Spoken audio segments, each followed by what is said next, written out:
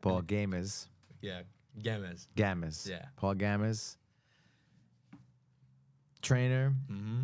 jiu-jitsu competitor, coach. Yep. Coach on and off the Badass. mats, What's too. that? I said coach on and off Yeah, the yeah, mats. yeah. Zen connoisseur, Zen connoisseur. which we'll talk about. You'll talk about. Man, great to have you on the. Thank you, brother. Thank you for having me.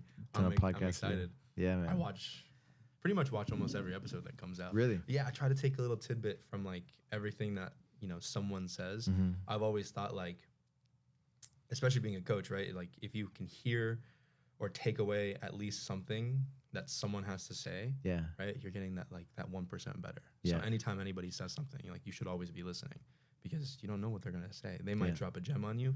They might say complete. Am I good to cuss on this? Yeah, yeah. Okay. Yeah. They might drop Let it flow. complete bullshit Yeah. on you. But right, everybody takes everything with a grain of salt. Yeah. You know what I mean? Yeah. You said we were saying that your last name, it's Portuguese because it's always Gomez, right? And it's like Gamez. Yeah, it's Gamez. Funny enough, I looked up the meaning of Gamez, right? Because everybody would always be like Paul Gamez, and I'm like, no. Even Professor Cruz made that mistake one time. He was like, "It's Gomez, right?" I'm like, "Nah." It's so common, Gamez. right? It's a normal thing, yeah. right? Because it's like very uncommon. But if you look up the meaning, it means so it comes from Gomem, which is like the origin, and then I forgot what the other part was, but basically the last name means origin of man. Oh, okay. Which I think is really cool. Yeah, yeah, right? yeah. OG. Yeah, I only have a little sister. Okay. And I think there's only one other Gamez besides my dad in the family. So it's like nice that I get to carry on that name. I take pride in it, at least. But no, I did a 23andMe. And so my mom's from Ecuador. And then my dad's just like mutt or whatever. And, so I'm like, oh, I'm Ecuadorian. I think the other half is Mexican. So I do my 23andMe. Turns out I'm like 43% Central Asian and like Native American. So I have like Central Asian? Yeah, like so it was like Alaskan Native. So basically the thing that they gave us was that like when during the Ice Age when Alaska and Asia was connected, right. that my ancestors crossed over, landed in Alaska. Okay. So that makes up that 43%, and then the rest is like Spanish Portuguese.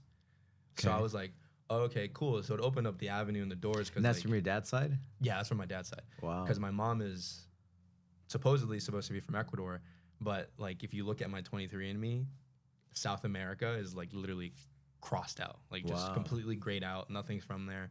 So it was really cool because like you grow up experiencing the Japanese culture, or not the Japanese culture, but the Ecuadorian culture, the Mexican culture, And then now I get to be able to get introduced to like this different part of me that's like, oh, cool, I have more culture that I can kind of indulge in. And then with Katie, right, she's from Malaysia. So now I'm like, oh, cool, I get this Southeast Asian kind of culture. And then I get this Spanish Portuguese culture. I'm actually trying to learn Portuguese too. Okay. Yeah, I'm really bad at it. Like I said. Duolingo?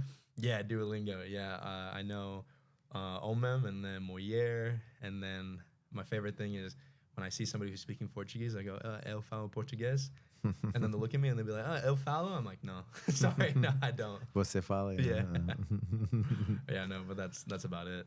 That's cool, man. Good, man. Yeah, well, you were one of the first guys in Pasadena when we opened up the gym. And yeah, I always take a lot of pride in kind of, you and Katie and just Dominic too. Like it's really nice, just it's like a small group, right? And then grows, like right? Yeah, it's like a family over there. Katie's dad too. Like just it was kind of like you spent a lot of time and spending a lot of time with you guys, That's at the beginning. Pasadena's like my second home, Yeah. My gym that I actually train people out of is literally if you go Pasadena, Legacy Pasadena, if you go one block north. Oh, no way. It's literally right there. So I literally just walk back and forth between my gym and Pasadena, and it's like my second home. I spent a lot of time on that block. Yeah, I know. That's Back in the day. Because it was Gracie Baja before, but it was also Legacy. It was Legacy first, and then Carlos Gracie Jr., Master Carlos Gracie Jr. asked me, "Hey, we're doing this franchise thing. I want you to be a part." And so then I switched it to Gracie Baja. Okay. And then ended up selling it to Orlando and his brother, and then Akko. There's a bunch of guys that that train there, and we always felt like it was our gym, and whatever. And then just randomly, the landlord, He's like this karate legend. He like beat up Chuck Norris every time he fought him, you know, No back in way. the day. Yeah. And he comes in randomly here to Burbank, and he's like, "Hey, I don't know if you remember me, but you know, I was in the landlord for Pasadena. I don't know if you'd be interested in going there again." I'm like, "Excuse me?" He's like, "Yeah, like they haven't paid the rent for I don't know for how long." And so actually, I wasn't here that day he came, Yeah. but he left that message, and so he just happens to be down the street here in Burbank. His office is there, and so I went to I was just gonna talk to him for a few minutes, 10 minutes, whatever. Ended up talking to him for like 2 hours. No way. Yeah, like talking about this and that, and martial arts and fighting and fighting in Japan, and you know all these things. And I was like, I have to go back, you know, because my wife didn't want me to get involved with any other school again. Yeah, yeah. You know, just focus on home base, you know, and then I was like, because I had a feeling, had a what do you call it, just a connection with that gym because I That space spent is so much special. time there. That space is really special. I'm telling you, I went to, funny enough, in 2015, I actually came to Burbank and did a trial class with Joey and a couple of my buddies. And my focus was football at that time. So I came in, you know, learned a couple of things, learned how to like hip escape and do those movements. And then did a couple of live rounds. Joey's like, "Hey, you know, you got some natural talent." I'm like, "Yeah, but I got football, so I'm not gonna sign up." And then like again, so the reason I came to Pasadena was I had a buddy who got mixed up with the wrong girl, and basically her ex was like, "Hey, if I see you and your friends around Pasadena, we're gonna like jump you." And I'm like, "Okay, cool. You know, I'm just got out of college. You know, just finished like playing football, so I'm like, you know, I'm in good shape. I'm like, I can probably defend myself if something happens. But all of my friends are like smaller musicians, Yeah. and so I'm like, oh yeah, these guys don't know what they're doing. And we've always liked watching UFC and kind of doing all of that other stuff. You know, we're always going like, oh, look at this armbar, and showing them doing it completely wrong. And so I looked around and I scheduled classes for like all of us to take. And on the day that we were supposed to go to Pasadena, I was the only one that showed up. No like, way. All of my other buddies were like, "Oh, I can't." I think I remember that. Yeah, I came in. I remember speaking to Professor Brian on the phone. I'm like, "Hey, like, do you guys offer trial classes?" And he's like, "Yeah, man, come on in." Came on in, and I got my ass kicked by Gerardo for about an hour straight. And I'm like, how is this, you know, 150-pound dude beating me up? You know, I'm like I'm 6 foot, 200 and like something pounds. You know, I know that I'm stronger than this guy. Like, how is this guy just totally like pretzeling me? Yeah. And then I controlling you, right? right? I got hooked, man. I think he almost put me to sleep that day. It was really funny. I was super stubborn, like big ego. Where'd you go to high school? CV. Yeah, I went to okay, Valley. okay. Yeah, I grew up. I grew up in the La Crescenta Montrose area, like my entire life. Moved there when I was young. Went to Rosemont and then went to CV and then ended up playing ball over at GCC for a little bit. Okay. I got hurt and I was like, I'm not going to the NFL. So I started.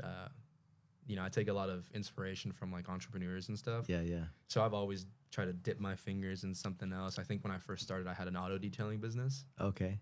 Yeah, so I sold that. Started doing the coaching stuff. But I don't know, man. Jiu-jitsu just like, it's one of those things that you either love it or you hate it. You know, it's people come in and like they don't understand that like you're gonna get your ass kicked. You're going to. Whether it's by the 15-year black belt or whether it's by the kid who literally started, 2 months before you did, that 2 months of experience, just the technique wise, is just like, hey, he's got that advantage over you. Yeah. I hear Gordon Ryan saying it all the time. It's like once you get your blue belt, it's like playing with food. If you go against somebody who's untrained, it's like playing with like a child, like a toddler and an infant. And now having a blue belt, it's like, he's kind of right. He's kind of right. Like if, Katie started, Dominic started. And when Katie started, I'm like, she's doing this costuming work down in these crazy parts of LA, working overnight sometimes. Like what happens if some like crazy person comes out and like grabs her or tries to do something to her? I'm so glad that she made the decision to do that on her own. Like I didn't force her. I didn't push her on it. She just saw how much fun I was having. And she was like, oh, okay, this looks kind of cool.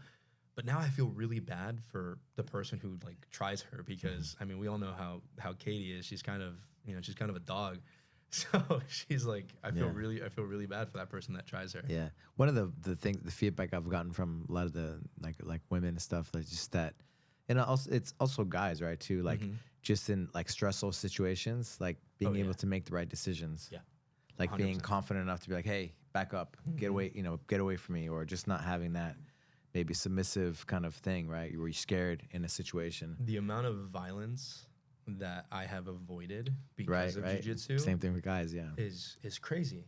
Yeah. It's like I do this. It's like you do it every day. You know how violent it can be, and especially if you compete. Prove. Exactly, you have nothing to prove. If anything, like 90% of the time, you're just showing your takedowns, and the guy was going at you like bro, you're. It's like hold on, let me get my collar grips, let me get my judo grips. All right, bet. And the guy doesn't step right, and you're like, damn, I don't know what to do from here, But like you avoid so much conflict, and then like that thing about because I've had a lot of, especially since starting jiu-jitsu, there have been a lot of times even before, like I was extremely volatile in terms of like the hot-headedness, right? Because I just had no self-control. I grew up with a single mom, so for me, I never had like a man show me how to control my emotions or kind of do that stuff. And then with playing football, it's just aggression. Yeah. Right? It's like there is you no harness that. Exactly, harness right? that There aggression. is no I always tell everybody like I've got to switch. And jiu-jitsu has really showed me how to learn that like I'm the one in control who can flip the switch when I want to or when I need to. Before, every external thing would kind of be like, hey Paul, I'm kind of on that switch a little bit, right? Someone says the wrong thing, boom, it's on. We make fun of it in the jiu-jitsu community a lot, the I see red guy, but as soon as that switch is flipped, it's you start to see red. And I never liked that part of me. I thought it was vulgar. I thought it was like, have you ever read the 48 Laws of Power? Yes. He who loses his cool is kind of the one that is the fool. So, everybody always goes and points. It's like that's the crazy guy. That's the crazy guy. But in reality, it's like no, you got to be able, especially as a man, you got to be able to control your emotions. That's the main thing. That's the besides all the self-defense and the fighting capacity, right? It makes you make the right decisions, right? I was with some military guys and high-end guys, and being able to negotiate or just in any situation, even you're in a good or bad situation, but just negotiate the right way and the best way. Yeah, because you're confident. Just making smart decisions. Yeah, especially you're able to control your emotions. You can not keep getting your upset. Cool Yeah, through it. Especially like being with a coach. Like my first interaction with people is always like, hey, I got this client that I'm trying to sell, because you are trying to sell the person, right? Trying to sell them on me, my services, all of that stuff. And you're like, dude, while you're going through it, before it used to be like, oh my God, I have to get this guy to sell. I have to get this guy. The stress would just pile up. And then now it's like, dude, I just fought some like 6'7" guy for competition for a gold medal. It's like, this is nothing compared to that, right? The amount of like the nerves, the adrenaline, all that stuff. If you can compete, if you can go out there and fight, if you can go out there and do that stuff, everyday life becomes easy breeze, super easy. Super crazy. I'm going to partake in one of these. You want one? Sure. Yeah. So talk to me about this. Yeah. Here, go ahead and take one. So basically what you're going to do is all you're going to do, you can take one. You're good. Yeah. And you're just going to pop it upper lip. Upper lip. Yeah. If you feel any sort of like dizzy, if you feel sort of any like lightheadedness or anything, just feel free to spit it out. Okay. But basically, as you know, my fiance Katie, right? She has MS. And they say nicotine's like really good for your brain. Nicotine is the best for your brain. So I do the 3 milligram just because like it's almost like a microdose, basically. So like it just gives me that kind of cognitive edge that I need. But funny enough, the MS Society, they actually did a research study where they put nicotine in mice, and they saw like the cognitive receptors that the MS protein attaches to. It like made the connection not happen. So I was like, hey, Katie, like, we should try this thing. And then, like, I was listening to Huberman. I was listening to all these different people talk about how nicotine can, like, benefit cognitive function, all this stuff. And I was like, fuck it, let's try it, you know? Let's see how it works. Katie never kind of got into it because she doesn't like having something in her teeth, you know? But I started doing it, and, you know, my favorite time to take it is kind of before I have to, like, really focus. So funny enough, the kids classes are definitely a time where I kind of pop it in, and it gives me enough to, especially with the tiny champs, you know, those little 3-year-old monsters, they run around and they try to get you to go. So it becomes a bit of a challenge. So you kind of got to be laser focused and dialed and stuff. Yeah, man. Yeah. Is it stinging? It is a little bit. A little bit? Yeah, like burning, right? A little bit. It's a little bit of salt. So there's actually, like, and some guy on Instagram, like, you know, those, like, what are those things called where they put it in and they spin it? The centrifuge. So he put it in a centrifuge, kind of pulled out the ingredients, kind of looked at all of it, and it's the cleanest one. It's literally ZYT? ZYN. Zyn. ZYN. Yeah. And it's literally the nicotine, salt, and then whatever oil extract that they're using. So for this one, it's wintergreen. And it's literally like 99%, like 98% nicotine. Purest thing that you can get on the market. So I was like, screw it, let's try it. Lo and behold, it's like the next big Instagram craze. I think I saw thing. Robert Kennedy, and he was one of his meetings. The trial. What are they called when the Congress, they drill you to appoint him the health secretary. Yeah, I know what you're talking about. And I saw him pop one of these. You know who's got a great brand is Tucker Carlson. Tucker Carlson, right? Yeah. There's another one, right? His is called Alps. The only thing is you can't get it in Los Angeles because the company, it's an online company, and they don't ship to Los Angeles County. Why is that? It's just the county, man. They don't like anything. I mean, I understand from what I know, it's like it got really big with the vapes and stuff because kids, like, all of the flavors that they were marketing, so like cherry jump cum drop or like cotton candy wazoo, you know. Me as a 29-year-old, you know, becoming 30, it's like that doesn't sound too appealing to me. I kind of want something that's gonna, like, you know, get me through it. But to a, you know, 14, 15, 16-year-old, they're like, oh, bro, have you seen the cherry wazoo or the Mountain Dew, you know, flavor that's coming out? So I think they kind of saw that it was being targeted towards, you know, underage kids. So it became a big thing. Yeah, because the whole nicotine thing, right, is it's like, you know, you associate with smoking and the addictive qualities of it, right? Yeah. But then now they're like, oh, actually, like the Huberman and all these guys are saying how good it is for your brain and for your body. And the story behind the Huberman thing was he was talking to one of his mentors and his professors, who's like this like huge neuroscientist, rocket scientist guy. So he's got like 7 PhDs, I think he said. And he saw him and he was just like popping Nicorette like it was candy. And Huberman's looking at him like, dude, what are you doing? And he's like, try it. And Huberman said that he tried it, and he said that he was the most like dialed, focused, that he had ever been in a long time. So he actually started chewing. He didn't like the pouches either, so he does Nicorette. But they were talking about, one of his guests, they were talking about the Zyn stuff. So I mean, it's really helped. I mean, especially with Katie's diagnosis, a lot of lifestyle changes, a ton of them. But she doesn't take it. She does sometimes. Like if she can feel, like we just got the Whoop band, great thing. Yeah.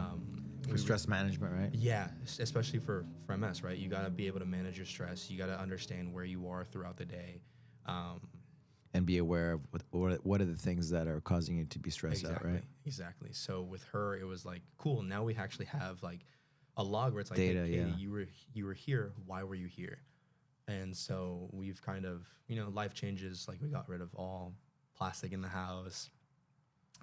We ended up getting we should be doing anyway, right? We should be doing that anyways. With that or without any with everything kind of diagnosis, with everything that is going on. Like, but we became like super strict with it. Like we only eat clean, healthy meals now. I mean, we'll have our occasional, you know, party, you know, cheat meal is what we call it, or a party meal, or like a dinner meal.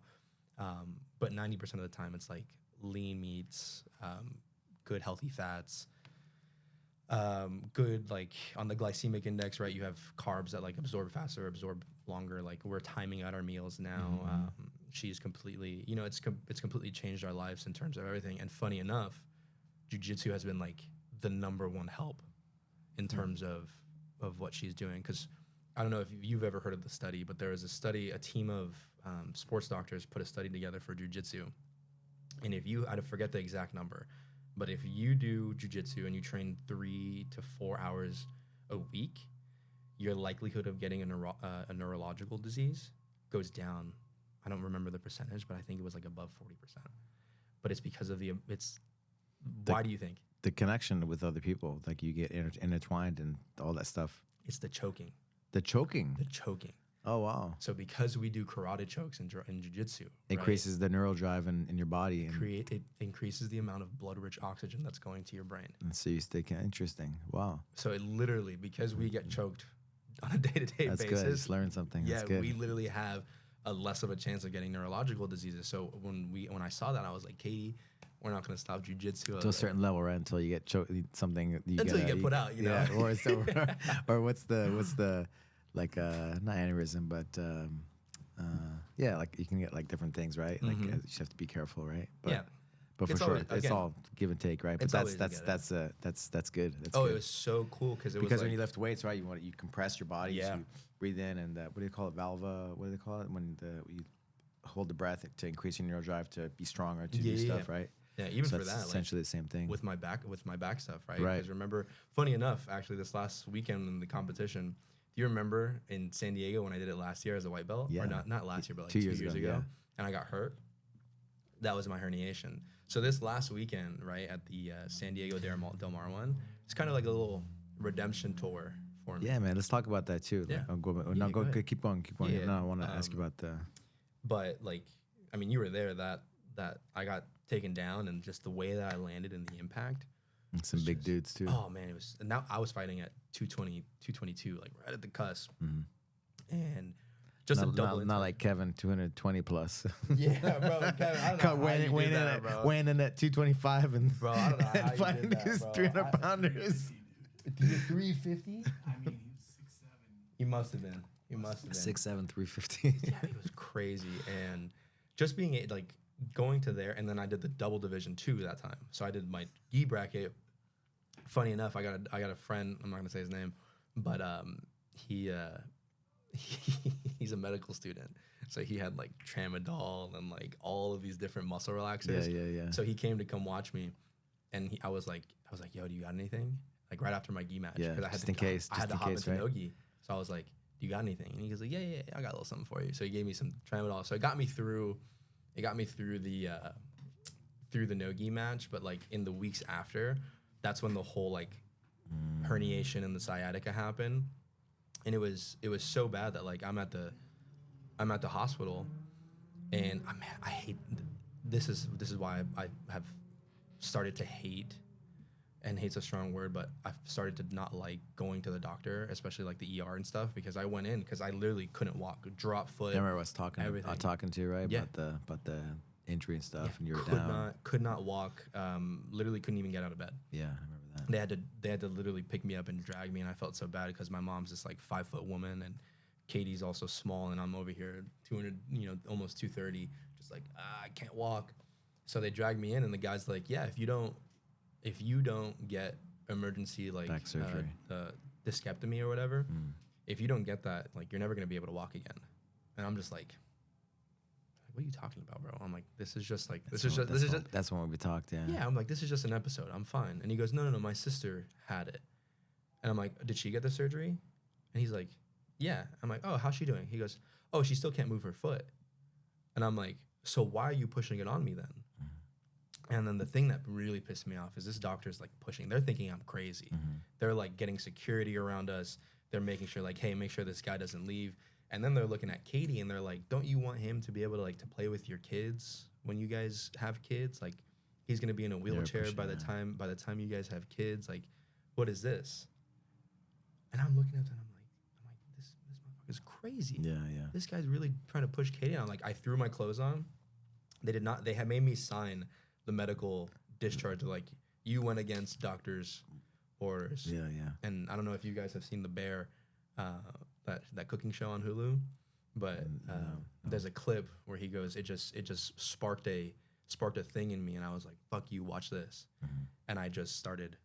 That's what actually got me into coaching was my injury, because I'm like, imagine how many people are going through the same thing that I'm going through, and I did it all by myself. You're a testament, man. You're a testament of mindset and just focusing on the right things, right? Just doing the right things, learning how to, like, I had to teach myself how to walk again. I had to teach myself how to move again. And then lifting was another thing that you have to go through. And then 8-9 months later. Were you a trainer before that? So I had been like in school for it, right? So I've been going through like my kinesiology courses. Gotcha. My goal was to be like an athletic trainer for some big team. But once I got injured in football, I'm like, I could put that to the side. You know, your passion changed. Exactly, right? And, you know, I shifted. Didn't change, but shifted to some other ways. There's this guy that I follow. His name's Devin Levesque. He's awesome guy. I'll show you his Instagram after. But he basically has this thing where he talks about how, like, ever since we're a kid, right, we go through these like different shifts. So we go through like kindergarten, then we go to elementary school, then we go to middle school, then we go to high school, then we go to college. Every certain amount of years. I'm feeling this little with the nicotine. You're feeling it, right? You get a little lightheaded. No, I'm focusing. No, I'm focusing. Yeah, it's right? good. Yeah, it's good. I always tell people, you know, it's hitting when you feel it in your feet. If you feel a little lightheaded, you know, a little lightheaded, a little floaty. But you know, every certain amount of years, we're like always changing, we're always evolving. Right. And then after college, society and the world wants us to sit for the next 40 years of our life at some place and do the same thing. They say like the stats, people over 30 years old, like they don't run anymore. Yeah. Like most of society, some crazy stat. They want us to do the same thing over and over and over and over again for the next 40 years of our life so that we can look back and go, damn, I wish I did more. And I said from the beginning, that's not going to be me. So I started, that's when I was doing the detailing. Now I'm doing the personal training. Now, like, you're like, this is what I want to do. I'm like, this is what I want to do now. Because it may change in the next 4 or 5 years, right? And any sort of experience that we go through is going to be a learning experience, either in a good way or a bad way. For me, that back thing was probably one of the best learning experiences. Blessing in disguise. It was a blessing in disguise because I went, oh shit, I only have one body. I got to take care of it. And I'm glad that, like, funny enough, jiu-jitsu made me realize that, you know? Because it's like, damn, I love the sport. I love doing it. I love being around the people that are there. Like, it's a community. Yeah. Right? And it's like, it becomes your family. I'm like, damn, I'm missing my family. I'm not seeing them. I'm not doing it. I want to get back. Like-minded people that are trying to be better, right? It's all about being better. And I love the fact that jiu-jitsu is one of the hardest martial arts to get good at, you know? And that belt that you wear around your waist, yes, it means something, but at the same time, it's just a testament to your tenacity and to, like, your ability to stick to something, you know? I mean, like, you know, we always tell people, what's the hardest belt to get? They're like, oh, the black belt. It's the white belt, bro. You gotta step up. You gotta be there and go, hey, I'm gonna get my ass kicked for the next 6 months. You know, this is gonna be something that I'm gonna do for the next 50 plus years of my life. Being okay with sucking, right? And still showing up. Being okay with losing every day is gonna be fine, which is, to be honest, what life is. You learn more from your failures than you do from your wins, right? Like, I just watched a Mike Tyson clip. I think it was on Joe Rogan when he was talking about to be a master. You don't start out by being a master. You can't be a master to become a master. You have to be an idiot first to become a master. You have to suck. You have to lose. Oh yeah. To become a master. Oh yeah. Especially with this sport, it's like, and you have to accept that. You have to be okay with that. Yeah. And that's power right there. What's the saying that they have? You know, some days you're the hammer, some days you're the nail. Yeah. Jiu-jitsu, 90% of the time you're the nail. You're getting smashed. There's always a bigger bear, right? There's always somebody who's better. There's always even when you're the hammer, there's gonna be another hammer that's gonna. He's standing right next to you, watching you hammer that guy. And he goes, "Okay, I got that guy. I got that guy's number." You know, It happens, and that's why I compete. To be honest, it's because like this last weekend, right? I placed representing Legacy, baby. I did silver in the gi. I lost my first match. I don't think I took a nap before, and I think that I was woken up yet? Oh man, I came out, shook his hand, and he put it on me, right? He actually tossed me, right? And then I was just playing defense the entire time. And so the second match, I was like, okay, I'm awake. Bam. Did my thing, got my submission. And then the no-gi matches, I went in and was like, from the get-go, I'm like, there's no way. Like, these guys are not going to take this from me. And especially with, you know, having that little redemption tour that I did with San Diego, I'm like, I'm doing this for me. I'm doing this to show that I've come so far from where I was at with my injury that there's no way nobody's going to, you know, kind of get that podium before I do, right? And I came out, crushed it. But like we're saying with the wins and losses, like I take my wins and I'm like, I'm rewatching them back and I'm like, you know, it's really hard to find the places that you fail at with your wins. So you really have to be critical of yourself in order to kind of find that space and be like, hey, you know, yeah, you did good. Yeah, I tossed somebody. I got highlight reels. I got all that stuff. But it's like, where did I go wrong? So for me, I'm watching that one match that I lost over and over and over again and going, oh, okay, that's where you learn the most from your losses, right? And that to become the best you want to be, it helps to lose. It helps to lose. You know, you want to win, but you actually learn and become better, a lot better by the losses. Yeah. Like Professor Brian, you know, shout out him. He always, and every time we're in the training room, he goes, whenever we're doing positional sparring, he's like, guys, if you lose to a lower belt, it's fine. You know who loses in training? He's like, Gordon Ryan. He puts himself in terrible situations. He gets tapped in the training room, but you know where he doesn't? When it counts. When it counts. And that's kind of the mentality I took. I was like, okay, cool. I'm going to put myself in all of these crappy situations right before my tournament. I'm going to put myself in this. I'm going to put myself in a fully extended armbar. I'm going to put myself in a straight ankle lock. I'm just going to work how to get out of it and how to survive. And then funny enough, in the tournament, somebody, dude had a nasty head and arm. And I had been practicing my head and arm escapes for so long. And I was able to tough it out. He had me in there for, I think, like almost a minute, just like completely locked in. His arms gave out before I was able to kind of push that escape. Got my escape, got my sweep. I lost on points, unfortunately, but that was a great, solid learning experience for me. I was like, damn, okay, cool. I get to take that back and be like, okay, cool. What can I do from here? Back to the drawing board. Yeah. Back to the drawing board, baby. It's great. Man, yeah, it's crazy. Like just watching you from when you first came in to the back thing. Your back hurt, and then just overcoming that. I was like, man, Paul's a good guy, you know. Being at your in-house tournaments too, watching you at all your in-house tournaments. It's been a pleasure, man. It's been really a lot of fun. And I take a lot of pride actually that you were there. I was there at the beginning, you know, when you first came in, and man, family and everybody. Yeah, I love, you know, if I get into something and I love it, I throw my entire life into it. And, you know, even at my first tournament, I was so honored to just like, I had Professor Dan in that corner, but then like you were also in my corner in that match. And I was telling Katie on the way home, I was like, Alberto's in my corner. Like Alberto was in my corner. Like he was coaching me the entire time. He was there for all my matches, and I was like, this is great. I'm like, it gave me that feeling of like, because you know you show up to these tournaments, and you see the guy in the corner with the empty chair, or you see the guy in the corner with, you know, the one coach or maybe one person. And then I'm looking around, and it's one of those moments where you like get to be present as you're stepping onto the mat. You turn around. You know, I see you, I see Professor Brian, I see Coach Matt, and then I look into the crowd and I see, you know, my mom, my fiance, I see my other teammates there, I see Kevin, I see people around me who are there, and they're like, and I'm like, oh wow, I have a really good support system. And you know, Conor McGregor has that quote where he's like, you know, your lack of commitment is a failure to the people around you. You know, so in my matches, when you're going through those things, that's the only thing that's going through my head is like, I got Brian. I don't want to let Brian down. I don't want to let Kevin down. I don't want to let Alberto down. I don't want to let my family down.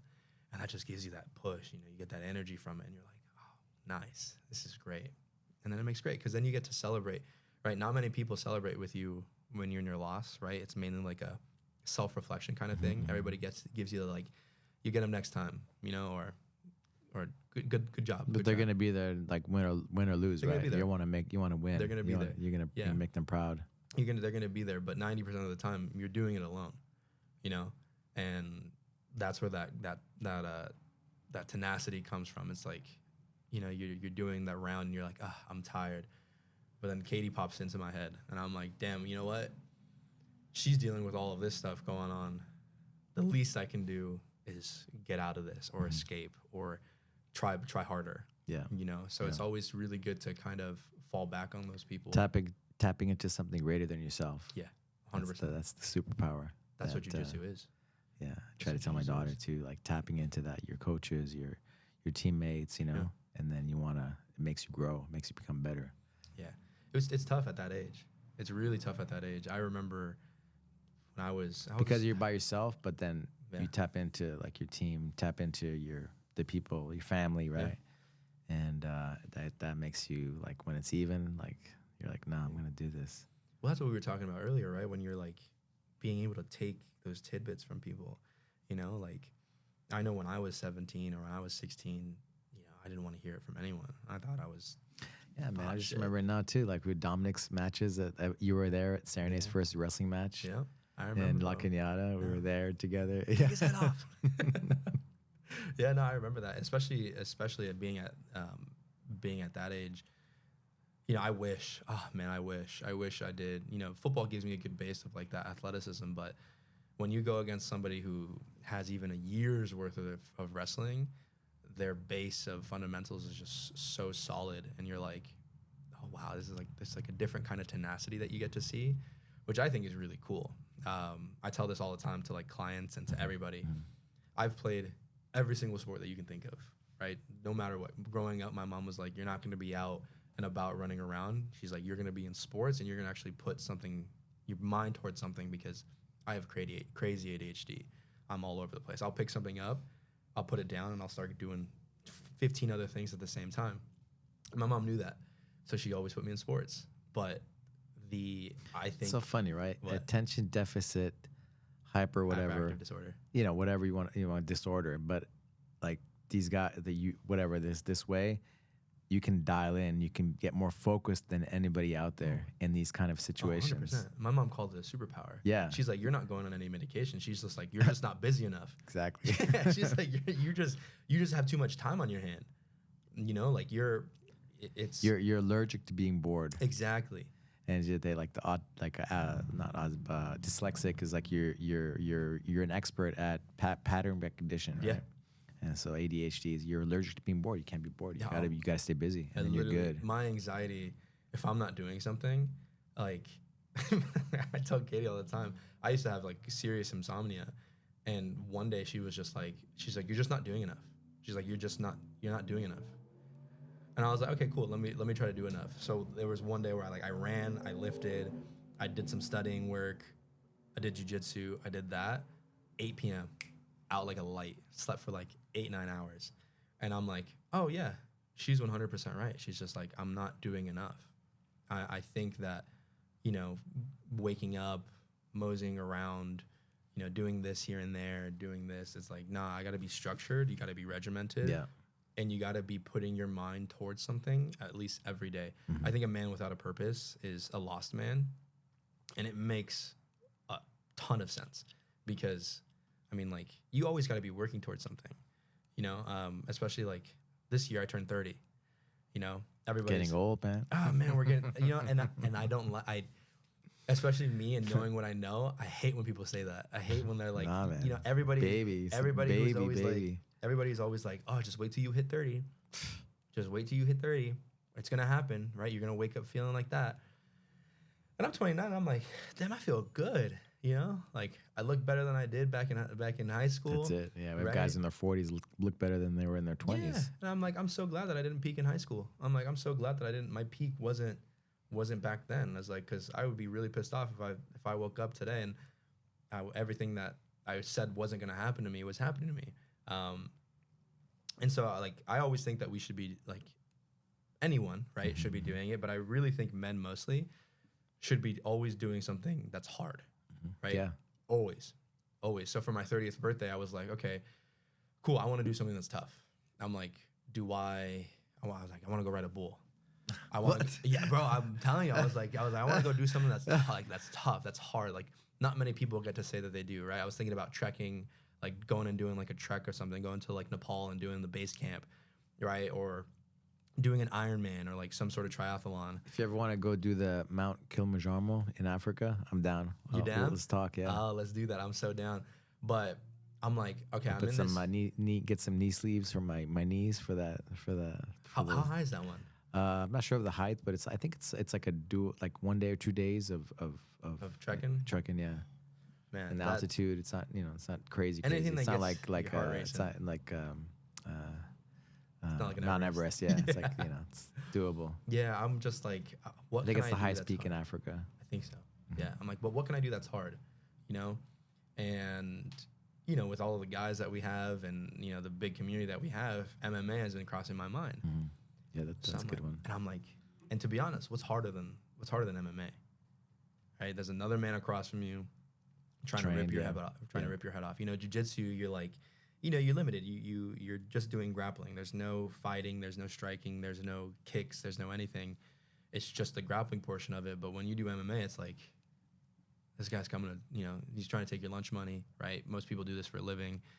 And so I'm like, one, it sounds badass as hell, right? Being able to do that. But then two, it's like, oh, okay, now I have something to put my mind towards. So that has been crossing my mind a little bit. And, with the MMA team that we got here, I'm like, I think I got a good support group and a good group of guys. Byron, he's coming in and doing the Bang Muay Thai. You guys are going to start that program soon, right? Yeah, we're starting Pasadena. that up at Pasadena, hopefully next Tuesday. Nice. Next Tuesday we get it going. I think that's a great thing. I took a couple classes with Sensei Andy. Oh, man, I fell in love. It's just like, again, it's one of those things where it's like jiu-jitsu. Working your brain, like left, right, this, switching. All of it, all of that mind-muscle connection. I'm a huge proponent of that. Chef Katie do that too. I want her to.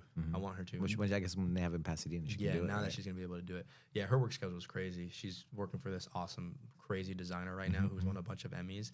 And, I give tons of pride to that, tons of, like, honor to those people that are in that industry. Man, this stuff is like the feeling of my brain. I'm like excited. I know, I'm already right? kind of excited, guys. So. Yeah, it makes but you. It's not. It kind of gives you that little edge, And but I give a lot of honor and a lot of pride to those guys because like 16, 17, 20-hour days at a time, 6 days a week. It's like, damn. I don't know if I. You know, can do that. Kevin. We had that Alta. The Alta fighting thing, they did the, they had some people had the zero background, zero experience, and they train them up to do like an amateur fight, right? Yeah, and it was and Kevin kept it going, he kept it going and supporting like every morning 7 a.m. Like he's not a morning guy, but he was a morning guy because of his big heart. Yeah. And it's amazing, like the connection with I'm Next Fighting now. Oh yeah, those guys are great. Crushing it, like just the amount of support they give the guys coming up. So it's like it's nice because back when I first I had it, like I used to have a fight team, right? And so there weren't events, we had to throw our own events, we did, but now it's like they're an amazing group. Yeah, doing big things like George, who he's one of the matchmakers, right? Yeah, just to see, next. Next, but just to see it like at a local level, to have that kind of production and the professionalism, it's pretty amazing. Funny enough, enough, his whole family, right? Katie's cousin, his name's Emil. Let me turn that off. His name's Emil Heimel or something like that.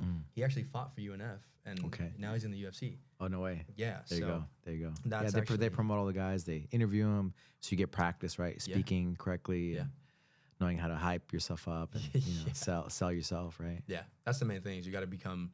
I think it's marketable. You got to become your own personal brand. That's why social media right now is just such a tool for people, and like things like this, right? Being able to just like market yourself, put yourself out there and say, hey guys, this is what I'm offering. If you like it, you like it. If not, you know, on to the next. Yeah. But Brian's one of my clients that I work with. So I do his strength and conditioning and his nutrition.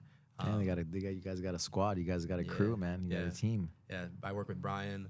I do. And the Daryl's gym nutrition. is right down the street, like a block away. Yeah, right down the street. So Dude. they're there. He's able to come to do like a 45-minute hour session with me. He goes coaches the kids, then he does his striking and other stuff, you know, elsewhere. But you know, I think especially in the amateur level, right? Like the team that you have around you is going to be the reason why you get so far. You know, having that ability. What's that Harvard study? It was like a 50, whatever. It's like 50-year study. Yeah. What makes people successful and not successful is the 5 people they have around them. Yeah. You are your closest circle, right? And I've had to learn that. I've had to learn that the hard way. You know, like I just recently kind of had that own reflection of like, okay, like who am I surrounding myself with? Like what kind of people are people around me bettering me? Are they challenging me? Right? Are they being honest with me? And am I growing from this? Right? Exactly. Right. Am I making the right decision? You know, being like that. And again, I think being a man, you have to be able to make those tough decisions at times and be like, you know what, this isn't working for me. Katie and I have this saying of our inner peace. You know, you got to work. I'm not going to sacrifice my peace for people. You know, if it's what's that thing that's I forgot who says it, but it's friendship is convenience, right? Real friendship is inconvenience, right?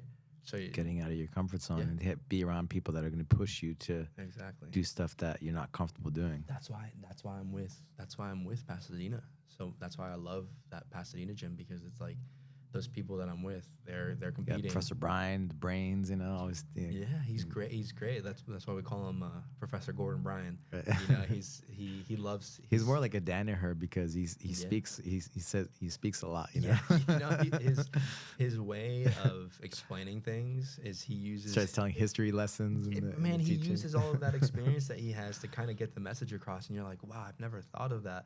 Like he's talking about. I should bring him out here to do a class, you know, teach a class or a workshop or something. Yeah, I got to do that. I got to set that up. Yeah, you might have to make it like 2 hours. Yeah, long. yeah, 2 hours. Yeah. That's it. He needs 2 hours. He needs 2 hours. Yeah. To do it right. Yeah, yeah.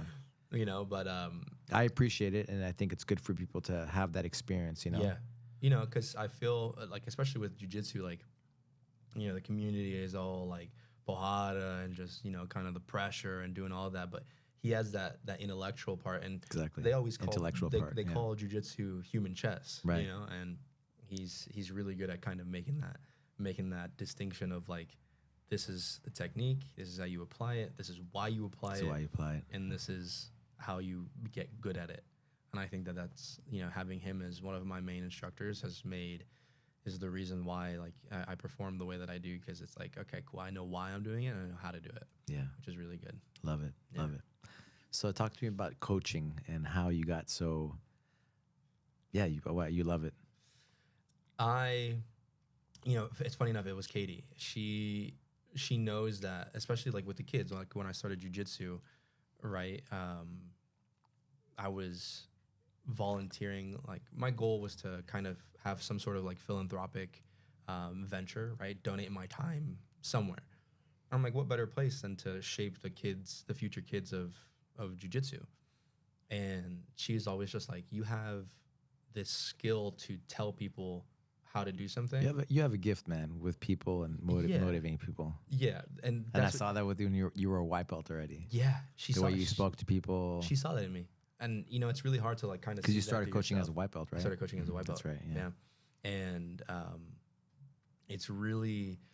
I've kind of never noticed that in terms, like, I like to yap, I like to talk, you know, and especially when it comes to something that I'm like passionate about, it becomes really easy for me to go, hey, this is how you do it, this is why you do it, this is how you do it, and it's just like, oh wow, like I'm kind of good at this, and then lo and behold, I go to I go to Equinox, and that's where my coaching journey started. So I go to Equinox, and I have literally You went there to train? To start coaching. Coaching. Start coaching, yeah. So Training people? Once I got my certs, because like if you want to coach in like a commercial gym, or if you want to coach somewhere, they normally require you to have like some sort of certification, right? So whether it's like NASM, ISSA, I have ISSA. You have to kind Gotta of get your tack foot on one of these days. I know, dude. I want that. I want that tack fit. This year, you and Kevin. Yeah, you going to, Kevin? You want to? I think it's great. This year. It's funny too, because like when I started doing when tack fit was at Pasadena, end of the year, they'll have one again? here. They'll have one here local. Oh, okay, nice. Yeah, even when I was doing it at Pasadena, like I was just when I was taking the class, I was like, wow, like the things that I'm teaching people how to do is the same as like what tack fit is teaching, right? The verbiage is different and the words are different, but it's like controlling your breathing, mind muscle connection, body mechanics, right? I used to work at Nike. Stress, right? Learning about stress. Yeah, stress management. That's everything. What's good stress? What's bad stress? How to recover properly. How to use your breathing for recovery. When I was working at Nike, Nike had this great motto that they carried around, and they said that if you have a body, you're an athlete. I like that. Right, and I completely believe that, because why wouldn't you? Right? Who doesn't want to move? What's that Aristotle quote? To not know your body's full potential. It's a shame. It's a shame. It's a shame to not know the full potential that your body has. Something like that. Yeah. But like everyone, I believe deep down, I don't care where you are in your life, everybody wants to be able to move like a professional athlete. And that's where my coaching mentality came in from. And that's why a lot of the training that I do with my clients, it's a lot of what I would train like an MMA athlete to do, because I believe MMA is MMA people or athletes, people that do combat sports, are some of the fittest people in the world. Toughest people, right? Toughest people, resilient, they're physical, they're athletic, they, smart, right? And if we break it down in like coaching terminology, right? You don't run into many sports that run into like your three energy systems that you have, right? You have your anaerobic, your aerobic energy, and then you have this one called your creatine phosphate energy, right? And they're all like durations of time. One is a 15-second spurt of energy. One is anywhere from like 30 seconds to a minute. And then one is past that, right? So aerobic, just to put it in instance, aerobic is when you're running long distances. You go for a jog, you go for a run. Anaerobic, if you're in a scramble, right? You do a scramble, it takes like 15, 30 seconds, sometimes even a minute. You can be in a nice minute scramble and then you settle. The creatine phosphate part is literally, if I'm going to bridge somebody like Kevin off of me, I'm going to put all of my energy into that, explode, and it's going to work or it's not. But I'm tapping into that energy source. And MMA and jiu-jitsu is one of the few sports that I know of that tap into all three within like a 5-minute period. It's crazy. Yeah. It's ridiculous. Straight up, that's why it's so amazing. And that's what I use. Jiu-jitsu, wrestling, but MMA, right? Because it's more like wrestling, right? Yeah, and that's what I use for my clients. And I'm like, hey, if you can tap into all three of these energy systems and develop them to be good, your life is going to be so easy, right? Some people struggle walking upstairs. Some people struggle getting out of bed. How much better do you think you're going to feel being able to wake up and go, oh, I feel so good today, right? It makes life easier. And the thing about life is, I say that you work out. Funny enough, I just posted about this, but I work out for life, right? Because I want to be able to go and tell Katie, hey, let's go for a walk. Or, hey, we just got a puppy, right? That little dude's 7 months. He's a bundle of energy and chaos. You got to exercise his mind and his body so that he's good. I'm like, hey, let's go take him on a run. Bam, Katie and I can go on a run. It won't affect us for the rest of the day, right? I want to be able to go to Utah and go snowboarding with my buddies. I got to be able to you got to be physically fit to do that. You know, if you're not physically fit or if you're not physically able, it puts a big hindrance on the things you can do. That's the active age, right? You can be 80 years old. You can be in better shape than a 25-year-old. Yeah. Yeah. Have you seen that picture? It's like you're not. It's like biological age. It's like no. It's like you can be 80 years old. You can be in better shape than a 25-year-old. You can. If you stop moving, if you're not active. There is a picture online, and so they took two twins, and they were both they they did a thing where they tracked them the entire time. One was a really stagnant person, and they're identical twins. Stagnant, didn't do anything. One of the twins was an athlete, and they have, you know, on the CAT scans how it's like top down. So they did a CAT scan of their thighs, and you literally see on the guy that's stagnant, 75 years old, he's got about maybe around his femur, probably like not even a quarter of an inch worth of muscle mass around it. It's all fat. In that picture, Yeah, and then you look at his brother, 75-year-old, still runs, still does swim, still does everything. And he's got so much muscle mass around his femur. And you can just imagine the quality of life that the fit brother has versus the one that's not fit.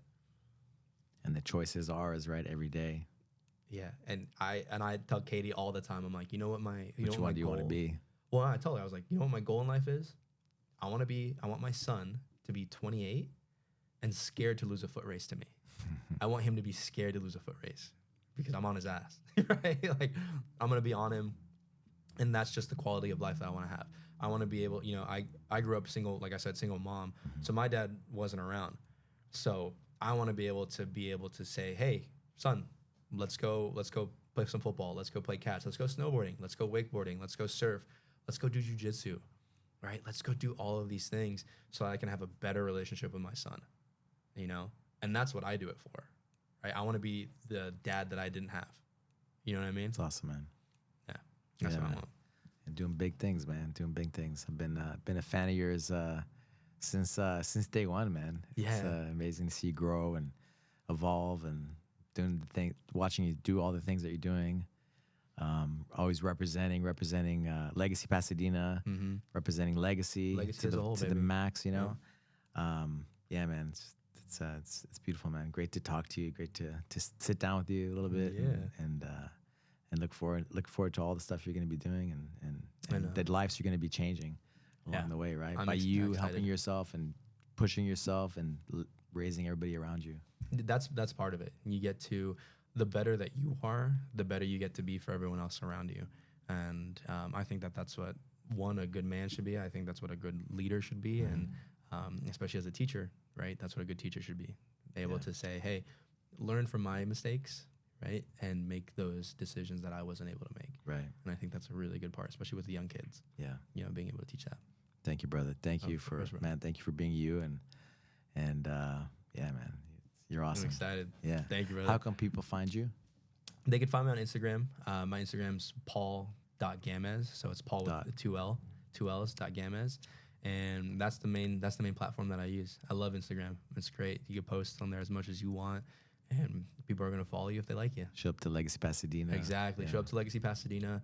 Come get a round in. Come beat me up. I swear I'm an easy roll. I won't try too hard. But yeah, brother. Any shout outs? I mean, shout out you for having this setup and this outlet for not only like your students, but like the people around you. I think it's great. I think it's fantastic that you're able to kind of bring people on and kind of give a view into the lives that you have changed, because I mean, you know, you're a huge inspiration to everyone and all the people around us. You know, I'm hoping someday I can be as influential as Alberto Crane. You know, that's kind of the goal and the dream. But I love the fact that you everybody who crosses your path, you're doing it. Yeah, everybody that crosses your path is always normally like, oh, dude, Alberto's fucking great. I fucking like Nate loves you. Nate. Oh, dude. Anytime Alberto comes up when we're talking about a commercial, he's like, I love Alberto. I just love Alberto so much. He's such a cool guy. Like, he's a great martial artist, and he's such a great teacher, and he's super cool. His favorite word is bitchin'. Bitchin'? Bitchin', yeah. So he's like, dude, Alberto's so bitchin'. It's crazy. It's so much fun, and he loves that. He walks into Pasadena, and he walks into Burbank, and he's like, oh, I just love it here. Because he was a martial artist, too, so it's really funny because he'll walk into Pasadena and Burbank, and not even on the mat, but in the door, he'll give us a little bow. Yeah. Give us a little bow. So, you know, he's like old school. You know Constantine, right? Mm-hmm. So he'll represent like Legacy Pasadena, right? But he was a monk, right, before? Yeah. Did you know that? I've heard of it. Yeah. And so we just did a podcast with him last week, and he was just talking about just what makes a monk a monk. Yeah. And it's like you study the text. You know, he was a Hindu monk, right? There's Buddhist monk. You you study the texts and you're meditating, you're doing all these things, like really, mastering, right? The knowledge, right? So you can help the community. So it's like studying, right? Mm-hmm. And then helping all those around you, your community. Yeah, I think that's great. And all the routines, all the things that are, that we maybe take for granted. It's all part of, like, I think what we do every day, Yeah. With jiu-jitsu. I feel like being a monk, I think that teaches you how to be present. A lot of people aren't present, and they're always worried about yesterday, tomorrow, but rarely are you worried about, like, what am I doing today? How is it making me feel?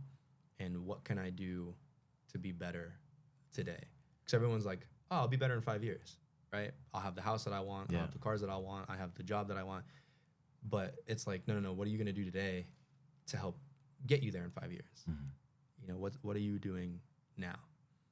And I think that's what everybody should focus on, is like, what can I do today to become that 1% better? For sure. Love it. Thank you, brother. Awesome, brother. Thank you for having me. Thank you. I appreciate you. Yeah. See you soon on the mat. Oh, yeah, absolutely. Good. Cool.